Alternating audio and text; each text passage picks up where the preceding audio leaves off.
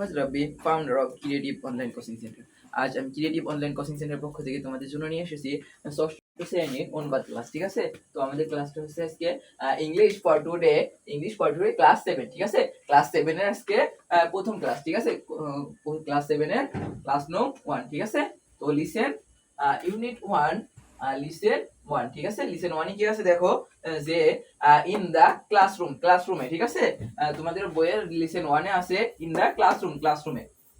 তো দেখো যে টিচার প্রথমে কে বলতেছে বলো তো, টিচার। ঠিক আছে, টিচার গুড মর্নিং, শুভ সকাল, এন্ড এবং ওয়েলকাম এবং স্বাগতম, এভরিবডি প্রত্যেকের কি স্বাগতম। ঠিক আছে, তো দেখো যে আবার দেখো টিচার কে বলতেছে বলো তো, শিক্ষক বলতেছে গুড মর্নিং, শুভ সকাল, এন্ড এবং ওয়েলকাম এভরিওয়ান, স্বাগতম সবাইকে স্বাগতম। স্টুডেন্ট বলতেছে যে গুড মর্নিং, শুভ সকাল টিচার, গুড মর্নিং, শুভ সকাল টিচার, শিক্ষক, শুভ সকাল শিক্ষক। ঠিক আছে, পরবর্তী লাইনে দেখো যে টিচার বলছে, কে বলতেছে বলো তো, টিচার বলতেছে আর ইউ রেডি, তোমরা কি প্রস্তুত ফর দ্য ক্লাসটির জন্য কি তোমরা প্রস্তুত। তো দেখো যে আর ইউ রেডি, তোমরা কি প্রস্তুত ফর দ্য ক্লাসটির জন্য কি তোমরা প্রস্তুত।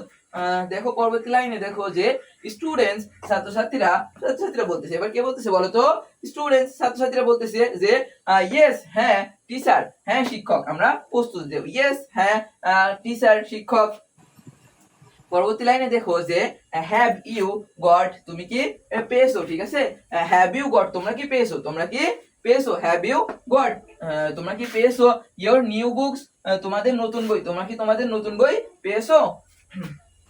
পরবর্তী লাইনে দেখো যে ইয়েস হ্যাঁ, ইয়েস টিচার, হ্যাঁ শিক্ষক, উই হ্যাভ, আমরা পেয়েছি। ঠিক আছে, এটাকে এইভাবে লেখা যায় তো যে দেখো যে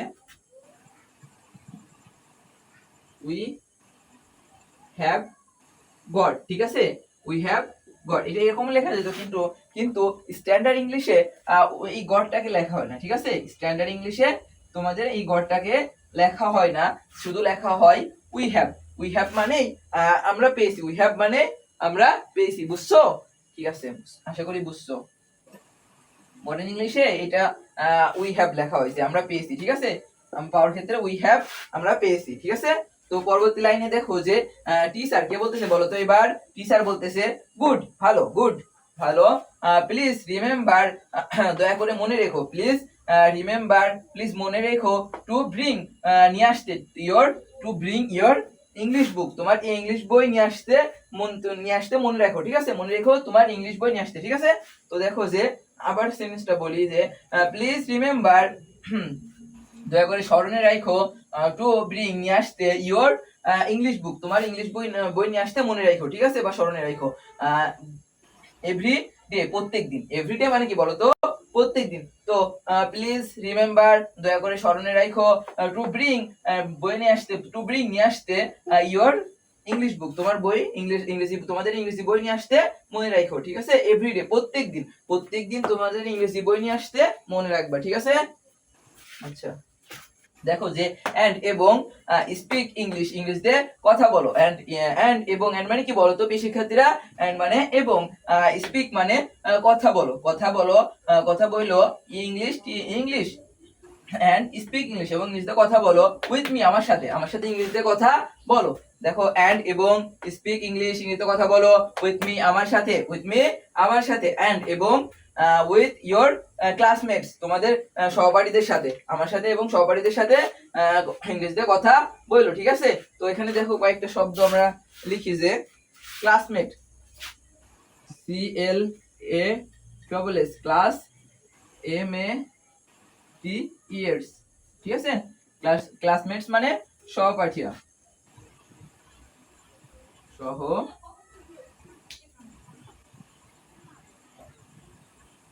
ঠিক আছে, ক্লাসমেট মানে সহপাঠীরা। ঠিক আছে, আর হচ্ছে আরেকটা দেখো যে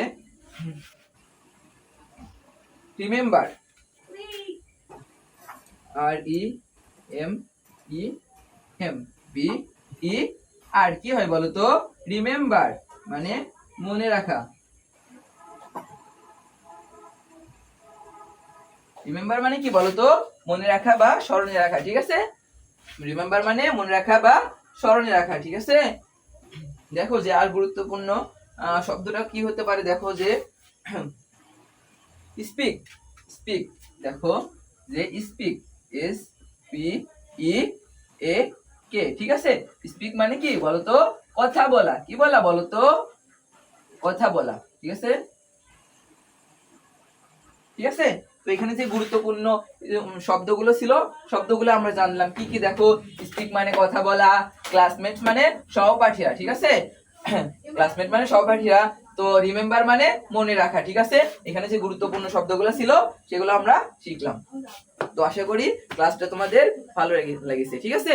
যদি ভালো লাগে তবে আমাদের সাথেই থাকো, ঠিক আছে। আজকে এই পর্যন্তই ছিল। আল্লাহ হাফেজ।